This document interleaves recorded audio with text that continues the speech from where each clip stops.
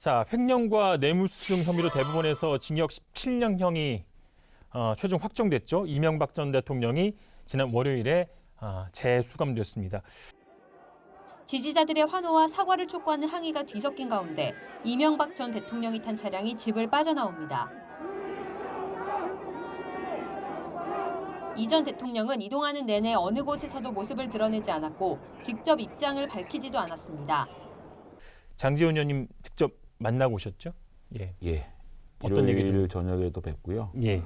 또 가실 때 배웅도 해드리고 그렇게 했습니다. 몸이 너무 안 좋으세요. 안 좋으시고 잠을 못 주무세요. 그래서 너무 마르셨고 이제 본인은 걱정하지 마라. 내가 잘 있겠다. 나라 위해서 열심히 일해달라. 이런 말씀 하셨고 한 사람을 순간 속일 수는 있어도 여러 사람을 영원히 속일 수는 없다. 그런 생각이 좀 들었습니다. 그래서 진실은 비록 늦지만 끝내 얼굴을 드러내게 돼 있다. 이런 생각을 좀 했고요. 이 13년 동안 이 BBK 다스 면죄부를 줬던 특검 또 관련 검사들도 결국은 유죄를 확정받았다. 이렇게 생각을 하고요. 그 사람들도 저는 수사를 좀 했으면 좋겠다. 또 하나는 BBK는 이명박 거다 이렇게 주장해서 억울하게 실형 1년을 살았던 정봉주 전 의원은 재심을 받아서 구제를 받아야 되는 거 아니냐 저는 이렇게 생각을 합니다. 제가 본 이명박 대통령은 열심히 일했고 셀러리맨들의 신하였고요. 업적이 있는 서울시장이었고요. 대한민국 금융위기를 건져낸 그런 경제 대통령이었고 수사를 어떻게 했는지 또 판결을 어떻게 했는지 보다는 저는 이명박 대통령님의 말씀을 믿고 싶습니다. 다스는 MB 거다 이렇게 대법원에서 확정 판결했으니 예. 맞다 내 거다. 주식을 돌려받을 수는 있는 그렇죠. 거죠. 예. 그래서 그걸 받아서 그냥 그 벌금 추징금 내고 국민들에게 솔직하게 그냥 인정하고 예를 들면 사면 얘기가 나왔을 때 또 거기에도 부합되는 거 아닌가 이런 생각이 들어요. 사면이라 하는 것은 잘못을 인정하고 사과하고 반성하고 자 그랬으니 이제 그래도 대통령까지 지낸 분인데 너무 오랫동안 이렇게 감옥살이 하는 것은 예. 좀 그렇지 않냐. 그럼 이제 국민들이 좀 누그러져야 사면도 할 수 있는 거 아니겠습니까?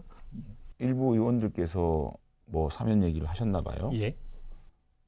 그런데 지금 사면 얘기를 꺼낼 때인가요? 문재인 대통령이 저희가 사면 해달라고 해서 해주고 해주지 말라고 해서 안 해주실 건가요? 그렇게 뭐 돈 가지고 자기 게 아니라고 우기고 저는 그렇게 살아오시지 않았을 거라고 저는 믿고요. 사면 운운하는 부분은 굉장히 자존심 상한 얘기고요. 예. 예, 지금으로서는 적절치 않은 얘기다 저는 생각합니다.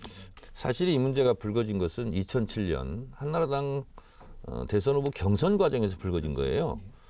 도곡동 땅이 누구 땅이냐? 검찰은 이미 다 알고 있습니다. 알고도 왜 덮고 있습니까? 뭐 여러분, 뭐 도곡땅이 어떠다고요? BBK가 어떠가요? 새빨간 거짓말입니다, 여러분.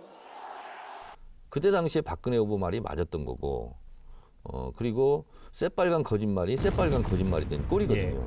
물론 장제원 의원님은 두고 보자 이게 바뀔 수도 있다 그러는데 저는 그런 가능성은 좀 없다고 보고요. 벌써부터 추징금을 어떻게 받아낼 것인가. 왜 이렇게 우리나라가 아니 이렇게 잔인해야 됩니까? 그럼 돌아가셔야 이 문제가 끝나는 겁니까? 그러니까 이 80대의 그 전직 대통령께서 17년형을 받고 수감이 되셨는데 이렇게까지 돌을 던져야 되는 겁니까? 대법원의 최종 판단이기 때문에 뭐 알고리즘은 아니 이게 판단을 무슨 뭐 내란을 저질렀습니까? 살인을 저질렀습니까? 17년 받지 않았습니까? 본인이 하고 싶으면 하고 들어가신 겁니다. 다시는 이런 일이 없었으면 좋겠다라는 국민적인 바람은 아마 여야를 떠나 다 똑같을 겁니다. 그러면 돌아서는 끈 모습이 있잖아요. 그 모습이 좀 더 좀 좋았겠다 이런 생각이 좀 드는 아쉬움이 있습니다. 저는 솔직히.